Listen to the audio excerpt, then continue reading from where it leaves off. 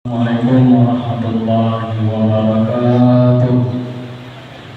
Bapak Ibu jamaah salat zuhur yang dimuliakan Allah Subhanahu wa taala, sebagaimana biasa setiap hari pasar sebelum kita melaksanakan sholat zuhur berjamaah, kita mendengarkan tausiah singkat atau untuk zuhur. Dan insyaallah pada siang hari ini yang menyampaikan tausiah adalah Bapak Ustaz Safrul Ramadan.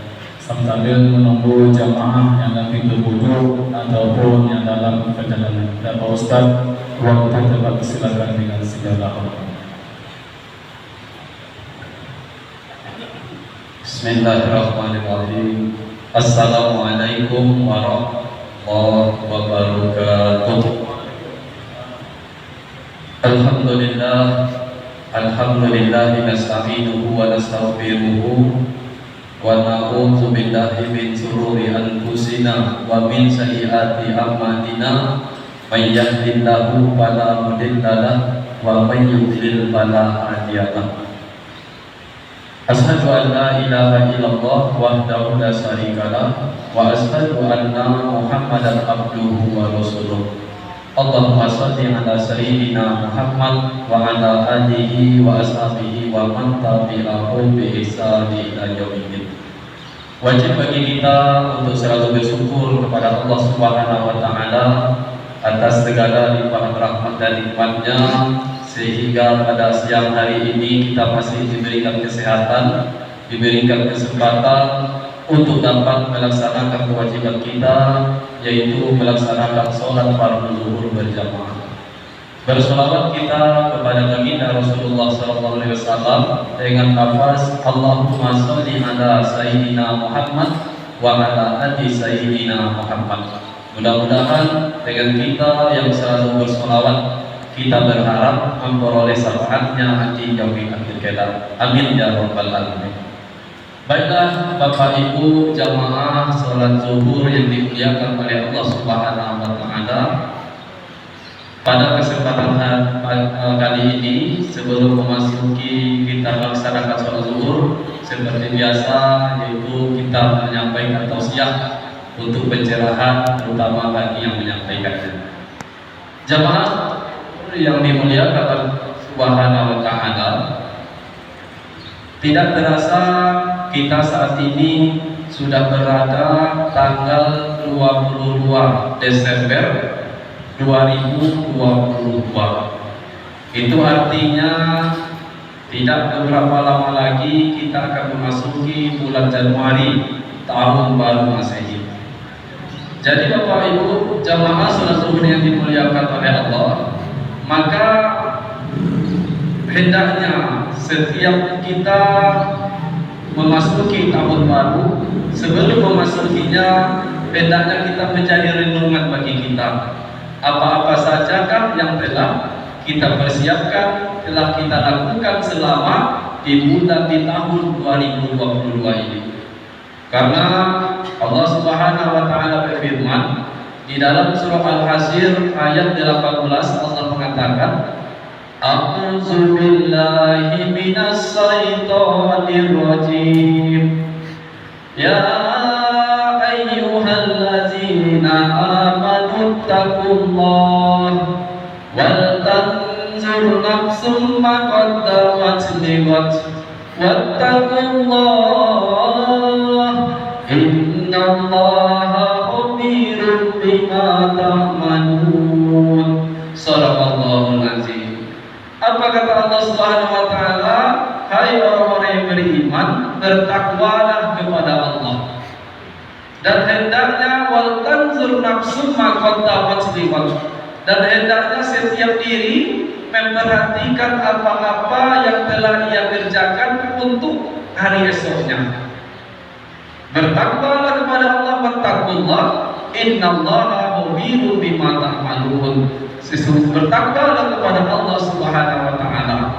Jadi Bapak Ibu jamaah salat zuhur yang dimuliakan oleh Allah Subhanahu wa taala, maka di dalam surah Al-Hasyr ayat 18 ini menegaskan Allah Subhanahu wa taala kepada kita, dikatakan oleh Al-Imam Ibnu Jauzi rahimahullah bahwasanya maksud daripada Allah mengatakan wal tanzur nafsu ma qaddamat lighad, Dan hendaklah setiap diri kita memperhatikan apa-apa yang kita laksanakan, apa-apa yang telah kita kerjakan, kita persiapkan untuk hari esok. Artinya apa? Dikatakan oleh imam tersebut, amal-amal apa sajakah yang telah kita laksanakan selama di tahun 2022 ini. Apa-apa saja amal-amal, apakah itu amal soleh yang nantinya menyelamatkan kita di hadapan Allah, atau justru sebaliknya, justru amal-amal buruk yang nantinya akan menyengsarakan kita di pengadilan Allah Subhanahu wa Ta'ala. Jadi jemaah salat zuhur yang dimuliakan oleh Allah Subhanahu wa Ta'ala, karena ada amal-amal tersebut, karena ada dosa-dosa tersebut yang nantinya akan membuat kita sengsara di hadapan Allah. Salah satunya ada yang disebut dengan dosa jariah, dosa yang akan terus mengalir nantinya kepada orang yang melakukan yang tersebut. Maka dalam Islam bukan hanya ada yang disebut dengan pahala jariah, akan tetapi ada ternyata yang disebut juga dengan dosa jariah. Dalam surah Yasin dikatakan ayat 12 yang menjadi dasar akan adanya dosa jariah tersebut, inna nahnu nuhyil mauta wa naktubu ma qaddamu wa asarahum wa kulla shay'in ahsaynahu fi kitabun imamun mubin. Apa kata Allah Subhanahu wa Ta'ala? Bahwasanya kamilah sesungguhnya, kata Allah, kamilah yang menghidupkan orang-orang yang mati, dan kamilah yang akan mencatat apa-apa yang mereka kerjakan dan akibat dampak daripada apa yang mereka tinggalkan. Jadi yang dicatat ternyata oleh malaikat yang senantiasa berada mendampingi kita, yaitu malaikat Raqib dan Atid. Ternyata yang dicatat bukan hanya amal baik kita, bukan hanya amal buruk kita, dosa kita. Ternyata dampak akibat dari dosa-dosa kita pun nantinya akan dipertanggungjawabkan di hadapan Allah. Contoh jemaah zuhur yang dimuliakan oleh Allah, ketika kita berbuat dosa, ketika kita melakukan kemaksiatan, dan itu kita lakukan di depan orang yang banyak, ada orang yang melihat kita berbuat dosa yang tersebut, maka tanpa kita sadari, meskipun kita tidak mengajak orang itu melakukan dosa yang kita berbuat, ternyata esokan harinya mereka pun berbuat dosa, diakibatkan mereka melihat kita melakukannya. Ternyata ini nantinya akan berdampak buruk kepada orang yang melakukan pertama kali tersebut, karena dosa setiap orang yang contoh dia melakukan kemaksiatan tersebut akan mengalirlah dosa-dosanya. Jadi jemaah salat zuhur yang dimuliakan oleh Allah, kita berbuat maksiat ditengok orang lain, orang itu diberi contoh perbuatan maksiat yang nampak kita yang melakukan tersebut, maka tanpa kita sadari dosa akibat orang itu melakukannya berdasarkan kita yang mencontohkannya, maka kita akan mendapatkan dosa itu terus-menerus mengalir. Meskipun nantinya kita sudah di alam barzakh, meskipun nantinya tulang-tulang kita sudah hancur menjadi tanah, maka otomatis dosa itu pun akan terus mengalir. Maka bukan hanya pahala jariah, ternyata dosa jariah pun ada di dalam Islam. Jadi jemaah salat zuhur yang dimuliakan oleh Allah, maka hendaklah kita memperhatikan apa yang kita sedang lakukan.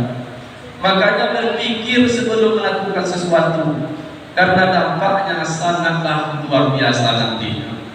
Maka jemaah salat zuhur yang dimuliakan oleh Allah, maka mesti kita itu mencontoh baginda Rasulullah.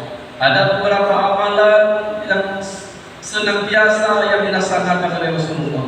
Maka amalan-amalan inilah yang mesti kita laksanakan agar nantinya persiapan kita untuk di akhirat nanti bisa nantinya amal-amal ini yang menyelamatkan kita di hadapan Allah Subhanahu wa Ta'ala.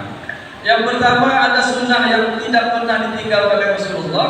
Yang pertama, Rasulullah senantiasa menjaga sholat sunnah tahajud. Rasulullah itu, makanya Rasulullah sehabis sholat isya maka mempersegerakan untuk istirahat kalau tidak ada kegiatan lainnya. Agar apa? Agar